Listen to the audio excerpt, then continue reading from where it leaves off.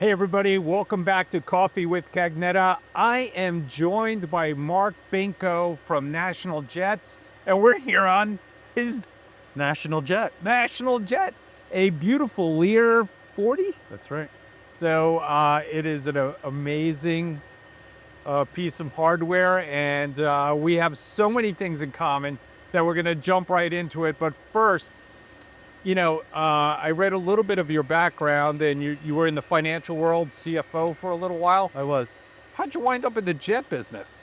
It was a long Other than path. family, right? Yeah, right. So I was an independent financial advisor, owned a Raymond James office specializing in public service people. So your police, your firefighters, first responders, and handled some high net worth families and some pension plans. Right. And did it for a point in time that I just kind of became a little bit bored with it.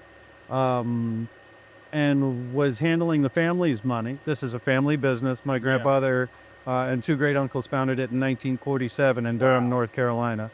Brought it down to Fort Lauderdale in 1958. So very fortunate enough to be the longest tenant on the airport. We've been here since 1961 was our first lease. Did they know Merrill Fogg? Or I'm sure somebody did. That's just, my grandfather and my uncles were flying in the war. That's what that I'm very interested in. this when we was came back. a Military training base. military, yeah. Yeah, for sure. So was in here for an appointment with my cousin, Sam, who was the president at the time, and going over the investment portfolio, and I also handled the employee benefits at the time. Right. And he says, listen, he says, our CFO is just turned 75. I had no idea she was 75. Wow. She wants to retire. Would you make a recommendation for a CFO for me? And I said, absolutely not. That's the worst job you could ever refer somebody for. There's no upside to a CFO in aviation. And I said, but you know what? Make me the right offer and maybe I'll do it. And I was a quarter sincere. And I left, and he called me on the drive home, and he said, if you're serious, we'd like you to be the one that helps us. Tell me what the offer is. So I put the offer out there. He accepted it, and I came in as the CFO. Wow. How long ago was that? 2013. Okay. And I had always stayed away from the family business because I'm not a handout guy. I kind of like to forge my own path, and until there was a need for me in the business, I didn't see a reason for me to be here. So I went the other route and did other things that were more interesting to me. And then when I had that opportunity to continue my grandfather's legacy, that was very important to me. As a young kid, that's what I saw as the vision. Right. It wasn't a musician. It wasn't financial. It was, I'm going to go work at the airport. I'm going to run National Jets, and I'm going to continue my grandfather's legacy. Right. And then life happens, and you head down certain paths, and you find all of a sudden that that's nowhere in the radar anywhere. Right. And then come full circle, I think it was just meant to be. The things that I've done in my life up until this point built a good foundation for what I have to deal with here on a daily basis. Well, the aviation business is definitely a different business. Yeah. I mean, coming from the financial world of stability and predictability, and aviation is probably completely the opposite of that on some levels. Very much so, and it's what drives me nuts. It's Right. I love risk.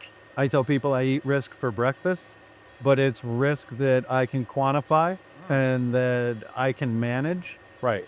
These are big computers.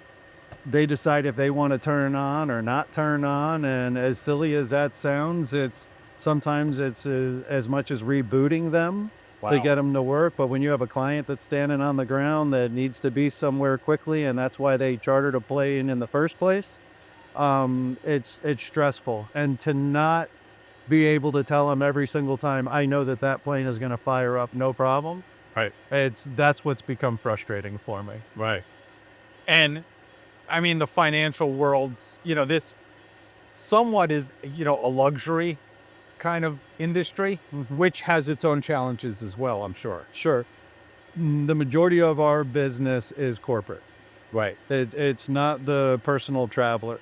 It is companies that are coming into town to have meetings in town, to come in to see whether this is a place they want to move their corporation to, whether they want to move their families to.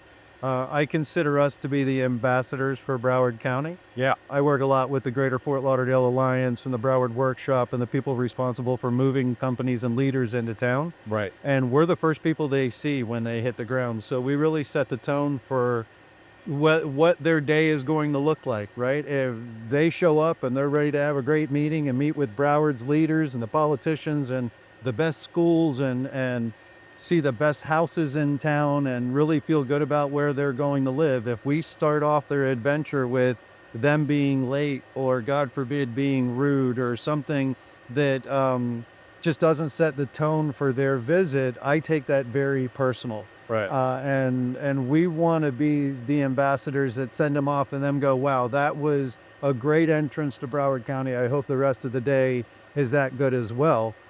And then at the same time, we get the second chance to screw it up when they leave.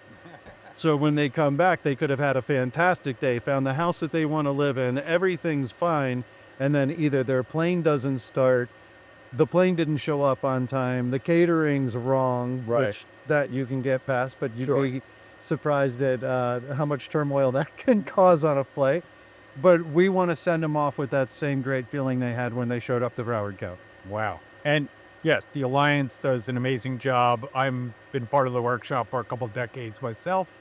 So I know we care about, I mean, the airport, we've done a lot of things at the workshop, advocating for the second runway, the Sure. third runway.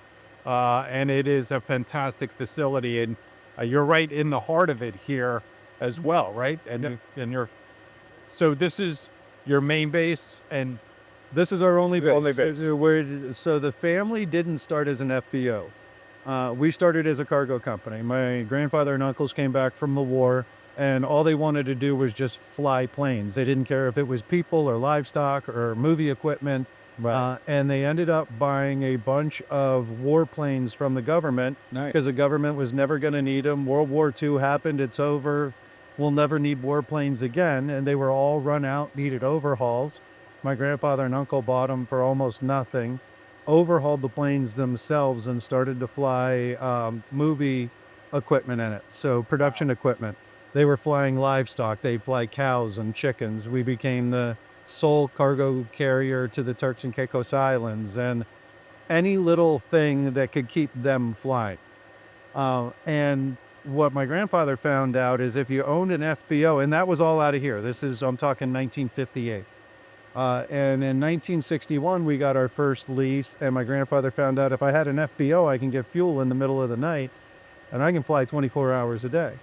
So they opened the fuel farm, which became the FBO, and the family's business acumen really comes from the high level of customer service. And we had a full-service gas station on Duke's property in North Carolina, where you pulled up your car and 5 guys came out and they did your windows and they checked your oil and they pumped your gas and they did your tires. And when the family came down here, they said, we want to do the same thing for aviation, and did a great job in building that brand of customer service where typically if you pull up to a transient FBO is a fixed base operator. Right. So a private gas station for aviation. Typically when you pull up, 1 or 2 guys come out and they marshal you in, and then you go inside and you deal with your services. Here you'll have a minimum of 3 to 5 people. We handle your luggages. We make sure your cars are airside. We make sure all your services are taken care of before you get here. And I tell customers, if as a CEO I met you, we did something wrong, because you should never make it inside to the FBO. Right. You should go from your plane to your car to wherever you're headed. And hopefully I never meet you. If I do, hopefully it's a very friendly, you had to use the bathroom. Wow. Because the lav on your plane doesn't work. So it's a lot of coordination, a lot of customer service, a lot of kind of composing. We were talking about music. So you're a musician, I am. and so I try to fancy myself as one as well. I hear you're quite the musician. Anyway, so you play the bass, I do. and so how long you been playing music? Since I was 12 or 13 years old, that's when my passion came for it. And actually, my stepfather was a bass player. And Oh, nice. played in some cool Motown cover bands and stuff like that. And Growing up for me, all I really ever heard, and I didn't realize it till I became a bass player, but all I really hear in music is a bass line and vocal harmonies. That's to me the music. Right. And so it was just a natural. He had a bass there at the house, a beautiful Fender jazz bass, pre-CBS. Very nice. So I had a great instrument, a good teacher. It was about the time of, maturity where you're getting into music, Right. rock and roll, and all of the cool rock and roll was just starting to come out and out of the pop disco dance thing, which I Right. wasn't much for. And so it was an opportunity. Wow. And so I think there's a lot of lessons to be learned from playing in a rock band or trying to be a successful musician. Sure. Bringing that to your CEO job. What are some of those things that you can think of? Well, it's funny because in a band, there's the entrepreneur and then there's the employees. Right. It doesn't matter what band it is. It'll look throughout history and you'll know exactly just by hearing the name of who ran the band, right? It's just how it was. And so a lot of it in the beginning years when nobody knows how to walk into a club and talk to a promoter, nobody has the guts to go in and really sell themselves and sell the band and get those initial gigs, or even walking up to the guy in high school and saying, "You play guitar?" Right. Right? Because that's how it started. It was, you had to be the weirdos in school, Right. that you were the freaks that were the musicians. You weren't, the jocks or which is funny because you started as a jock and the popular guy, Right. but as soon as you became a musician, Yeah. you were the outcast. But it's very, very similar. It is running a business. One of the things I learned, I was fortunate enough to get signed to Sony Records when I moved to LA. And you learn very quickly that it's not about being cool. It's not about writing good songs. It's about the business of music, right? They call it the music business, but it is very much the business of music where you're costing somebody money. Every day is an expense to somebody. Right. And you can take it as nonchalant as you want and think that your job is to play bass in a band, but it's your job to create a product for them that is marketable and that they can get a return on investment from what you're doing. Problem is they don't tell kids that. Most kids that get record deals, I was 19, 20 years old. I thought my job was to be skinny, look really good, and be able to tour all the time. That was it. Right. And nobody told me, no, you've got to have some business acumen and you need to be at meetings on time and you need to have a very polarized focus on what you're doing. And the bands that did that are the bands that are still around today. Right. The bands that look at it as a business are those bands that are, the Rolling Stones are very much a business. As cool as they are and were and they set the bar, they are a business. They always had somebody managing that business. Yeah, it was funny when I was at Kramer, the successful guitarists that were coming through, the guys from Danger, all the hair band guys, right? You think they're really cool, they're all drugged out. No, those were the guys who were in the nerds. They were in their high school bedrooms. Nobody was hanging out with them because they were the outcasts, and they were practicing their scales 24/7. Correct. And these guys were ripping, and when you met them, they weren't drunk. They had their shit together. They knew how to, get the business of the music done. Well, it's funny you say that because really the best and the smartest musicians didn't do drugs and they really didn't drink. I mean, you look at the greatest merchandising business of rock and roll. What do you think? KISS. Thank you. Gene never drank. So we were fortunate enough to do the KISS cruise. I supported Right. KISS on the KISS cruise. Nice. And they were just such a pleasure to watch work. Right. Gene comes out, he does his thing, and he's Gene. And then backstage, he's nothing but business, and he works with the other bands on what's going on, and there isn't a drink or drugs anywhere near that band. No. Not since Ace and Peter. Yeah, well, I mean, but that's probably why they made that change. He knew that it was a business. They were the employees. They were the employees, and Gene and Paul made them the employees. That's right. There are other bands like that. Alice Cooper, I mean, is a guy who does not drink, and he's a showman. Yeah. I mean, he's not the best singer in the world, You're not supposed to be. but he's putting on his show, and he's a producer. So The best singers in the world never make it out of their house. right, yeah, no, It's about true. business. It's No, about I mean, marketing and promotion and the right place at the right time and nose to the grindstone and believing in yourself. It's huge. well, I would imagine in this business, again, going back to national jets, it's it's not an easy business. I mean, to be in the private aviation business, what attracts, everybody tries to in their head make sense of the money of either owning or hiring a national jet, and it's not about the money, right? No, it's about the efficiencies. Right. It's about, when you look at commercial airports, I think commercial airports service something ridiculous like 3 or 5% of the entire country. So you're driving an hour away from a commercial airport to go to certain meetings and things like that. So if I can take an executive, you think about how much an executive's time is worth, how long you put a whole team together with them, and I can hit 4 meetings in a day around the country versus travel today, meeting tomorrow, maybe travel late in that day if you're lucky, maybe a meeting the next day, taking up an entire week. We're out in the morning, we're back at night. You can knock out as many meetings as you want to sit down and have. I can tell you, JM Families, Southeast Toyota, Sure.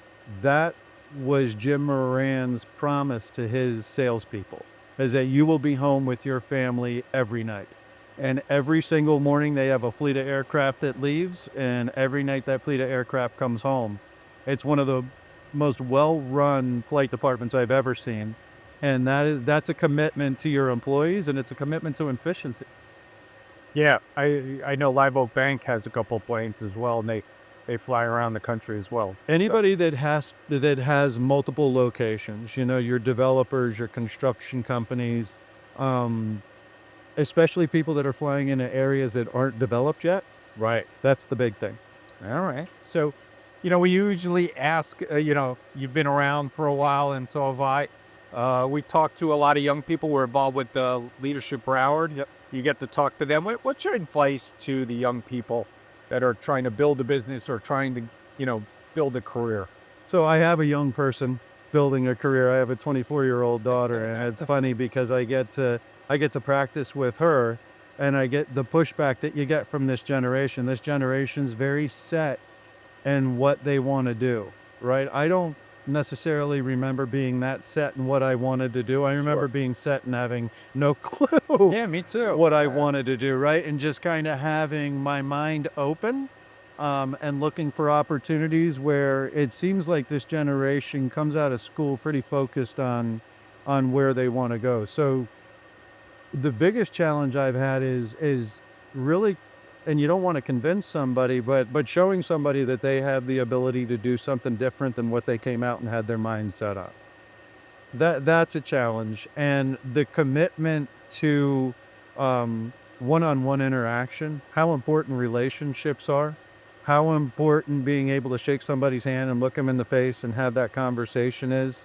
To me, that's a lost art, and that goes right along with customer service. And I think that we all feel a loss of customer service until you get it, and somebody gives you that exceptional customer service, and you walk out going, "Man, where is that then?" Right. Right? So that's something that I try to focus on every day here, and I do it with, the 20-somethings that are coming in that are working line service or working a customer service job that might not have experienced that level of hospitality that makes you go, "Man, what was that?" Right? And you can't explain it to them. You can't say, "Listen, it feels really good when somebody does this to you," because they go, "Yeah, I'm sure it does." Right? That's something that you take them to lunch at a Capitol Grill. You take them to a country club where everybody is treated with the highest level. And all of a sudden, nobody knows who they are when they walk in. But when they walk in and somebody goes, "Hey, Mr. Jones, how are you today?" And they're like, "You don't know me, but that was awesome." Right? Capitol Grill does a great job of that, Yeah, they do. of walking in and making that person that booked the reservation feel like the most special person in the world. and it helps with the guests that they're with. Maybe it's a date that they're on. It doesn't matter. It elevates the experience. And until you can have someone that never experienced that actually feel it and feel the value of it, it's almost impossible to teach. So my struggle is teaching someone how to really elevate somebody's experience, because that's what we have to get to.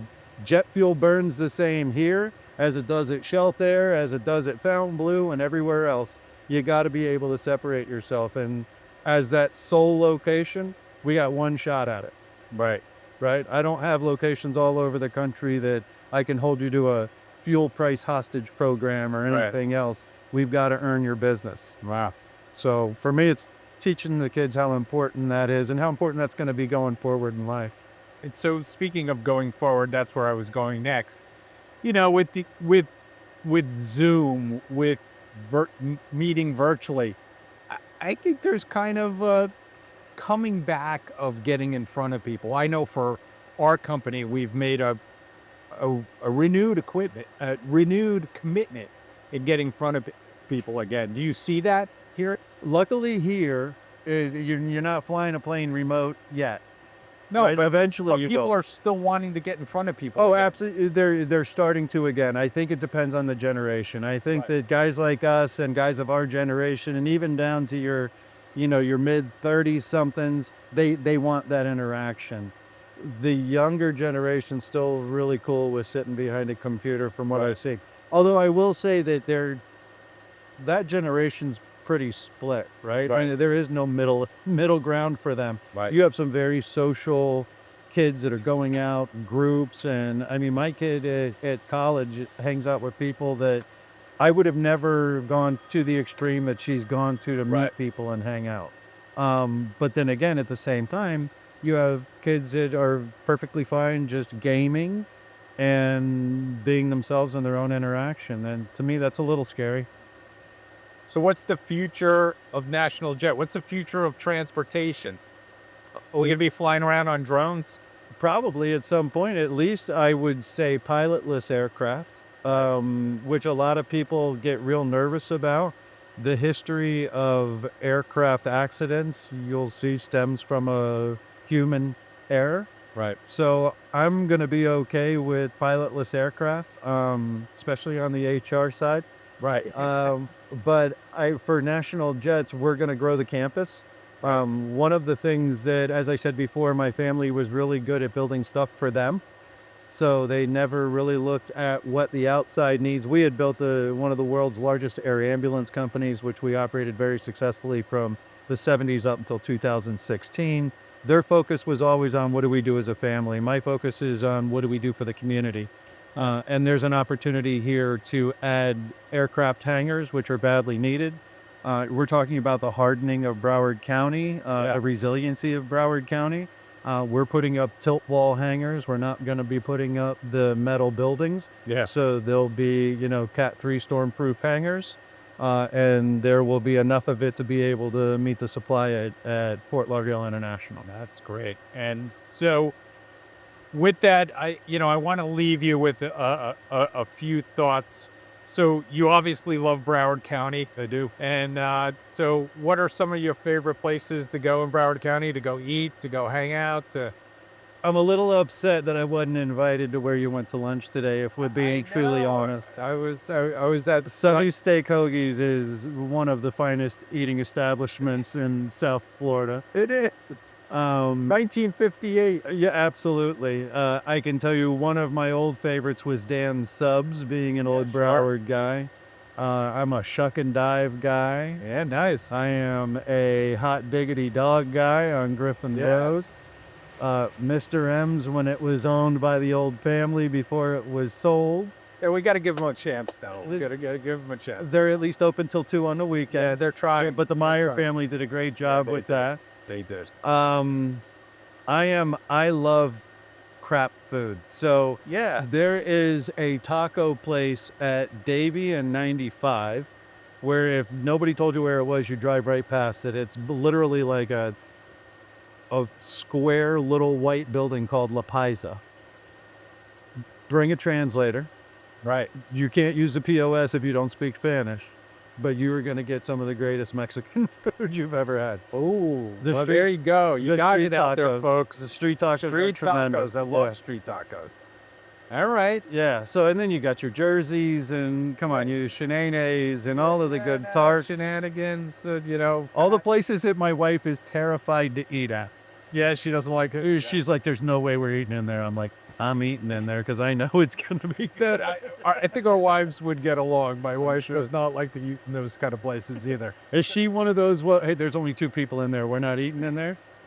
That just means that we'll get our food We have quick. to go to a place that's going to have like a salad. She's she doesn't like very fancy food. Okay. She likes spicy food though. So I'm sure the Mexicans are going to try it. A paisa. Just don't show it to her. When I took my daughter, she called her boyfriend. We were pulling up and she goes, we're either going to be killed or we're going to get the best tacos we've ever had. And she hung up. There you go. Well, best tacos you ever had. And, you know, thank you for everything you do in the community as well. Are you involved with anything else? Alliance? I was the president of the 100 Club of Broward County. There you go. We do a lot of work with Children's Diagnostic Center and the Children's Center of Broward County. Anything for kids, anything for special needs, anything for people that need a little bit of help that can't do for themselves. That's where we like to focus our attention. Well, thank you. Thank you for everything that National Jets does. Thank you. Thanks for having me. This was awesome. Yeah, this was awesome. And we're going to play together one day. I like it. Forward to it. Thanks for joining me. Thank you. This was a fantastic first time on the road with Coffee with Cagnetta. Thanks to my producers, Elon and Vince, for dragging all the equipment here. Thanks to Mark from National Jets. See you next time on Coffee with Cagnetta.